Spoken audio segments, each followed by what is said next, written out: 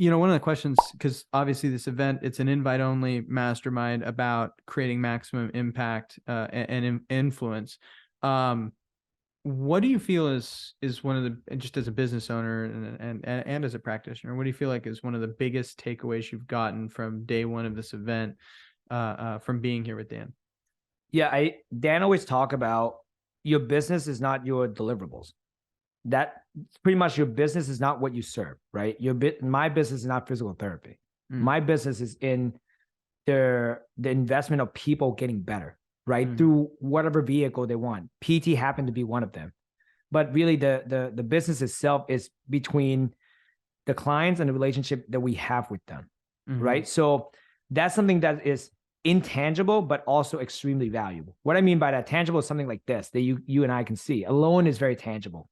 If you put PT, it's something that we do, but it can be really tangible. If I market pain relief, guess what? I'm as tangible as Tylenol, which is $10, right? So if I market the tangible stuff and I only speak on the tangible stuff, I will be priced out by that's commodities. Commodities, exactly. Yeah. So that's the biggest takeaway for me. It's like, all right, I gotta view it my business. Like I believe it's a transformation center. Okay, cool. How do we represent it as such? How do we curate the experience? Right. That's another thing too. Like when people walk into my clinic, we have I call it like the hall of greatness, right? Because all the pro jerseys are up there. These are guys and girls that we work with. And the reason we put it in there is because when someone walked in and they're injured, they get to see all this name that they know. And they're like, oh, wait, these people go here. That means they were probably at some point injured just like me. And now their name is on the wall. Yeah, and they're still a pro. Exactly. Right. So it's So it's future casting what's going on. So that's the biggest thing, because Dan does a really good job of, like solving the problem, but really it's an identity crisis that people have because of the problem. So I think like that's been a huge thing for me. And another thing I've learned is just to keep to create the most impact, you really have to be willing to share your story, to be open. And you guys did a really good job in your newsletter, just sharing your progression, like, seeing McBee in his new apartment in Chicago, like that's great. Like people love that. And I think as loan officer, you guys have an obligation to connect with the people you're trying to help as well. Because at the end of the day, if you see them just as number, they only gonna see you as loans. I actually tell a story a lot about the real estate agent that helped McBilly and I both get a house in Arizona. We have talked a lot. And if Kirk comes by the house, it's not a, hey, what's up, man? You okay? What's going on? It's a, come on in, man. You want some water? You want a coffee? What's going on? How you doing? Sit down. You hungry? It's like if he didn't have a place on Thanksgiving, he would totally be welcome, right? And you had mentioned that earlier. I thought it was cool you mentioned that, because it's kind of a barometer that I use. And so, I talk about Kirk because Kirk's a $1 million gross commission producer, which in the real estate world is like top 1%. I mean, to be able to generate $1 million annually in commissions, you've helped a lot of people. You've done some cool shit. And he was very on top of things. The communication is very strong. But once we had the house stuff kind of fleshed out, he would just stop by for the weirdest stuff. And it was just fun.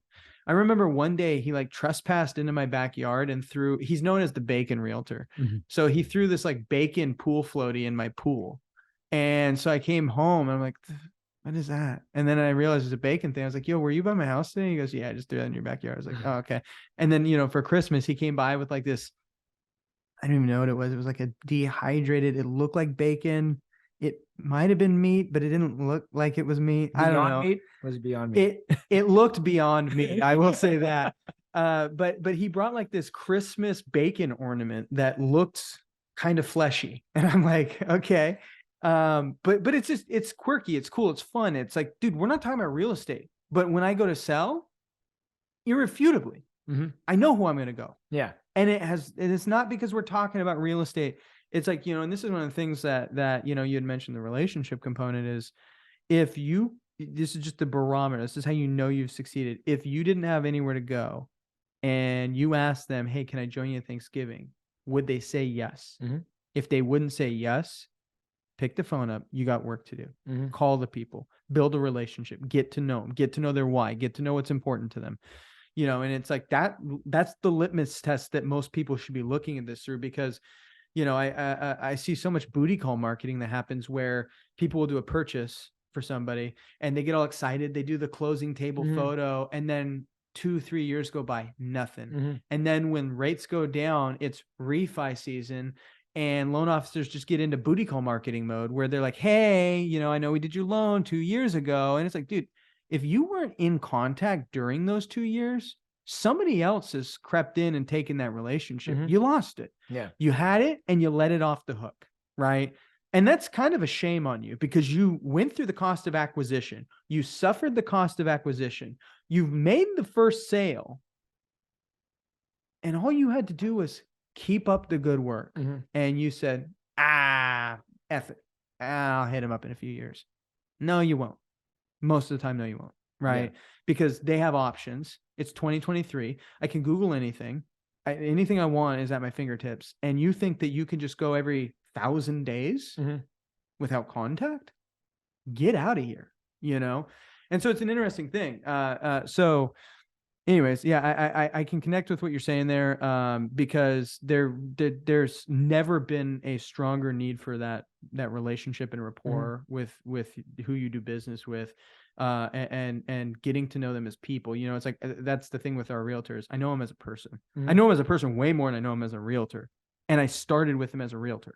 Yeah, and I think just to add into to what you were just saying is, cost of acquisition obviously is a lot. But there's also a cost of missed opportunity, especially when it comes to referral, of how many people can those homeowners refer to you? Like, how much have you win their trust over? Like, the way I look at, when we get a patient in, I say we're lucky because we got that patient in, wherever they come from.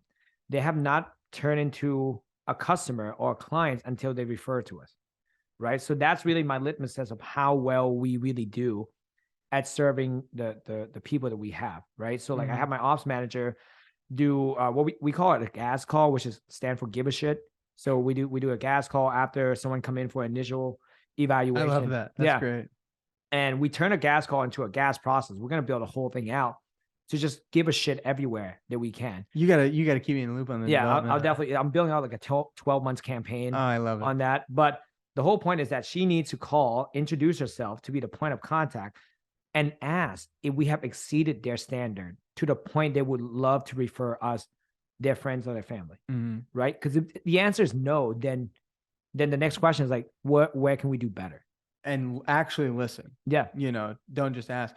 There is something that, and for the most part, it escapes me until usually, the conversation's already passed. But back when I sold life insurance, and this is kind of a thing that it blows my mind that more people don't see this way. Like, everybody I see ask for referrals, like everybody, not in the old space, but in mortgage, it's like they only ask for referrals from people that they do business with. And, that's the starting point. But I got to the point when I was selling life insurance where I would average a sale of about every 3 to 4 doors I knocked on, one would be a sale. Which is kind of impressive if you think about it, because I walk in their house, they have no idea who I am. And within 90 minutes, I'm leaving with medical records, avoided check, social security numbers, date of births. I mean, this is wild to me. Yeah. Like, in hindsight, I'm like, I can't believe I did that for 2 years. Yeah. And, but, from a referral standpoint, the interesting part to me was, I got referrals in every home. Now, the best referrals were the sales. I'll give it that. However, I averaged 13 referrals per sale.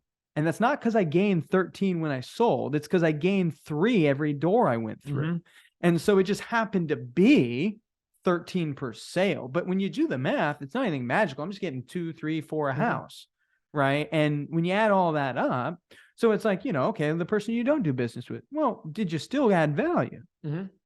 There's value to add. Value is, there's perceived, there's real, there's financial value. There's all kinds of ways to get value. Dan talk about the value in the unconverted. And that, when I heard that was great. That was huge, because just because you didn't convert someone doesn't mean you can't serve them. Doesn't mean they can be part of your world, right? Or doesn't mean you should give up on them, right? So that's another thing I learned with Dan as well, is that you have to keep broadcasting your message to the right people until they're ready to hear your message. Mm-hmm. Like if I'm upset, no matter what you say to me, I'm not going to hear you. Mm-hmm. Right. So it's the same thing when it comes to your client, your customer.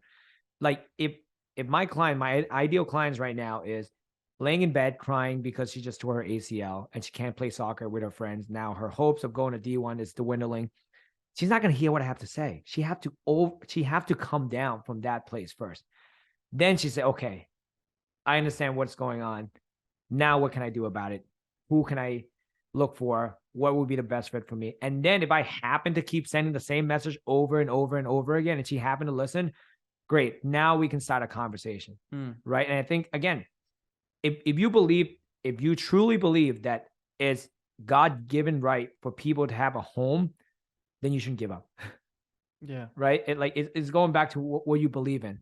Right. I believe people should be able to just have total freedom to pursue like the ideal life that they want without physical limitation. Right. So if I believe in that, I'm not going to give up until I get them there. Yeah.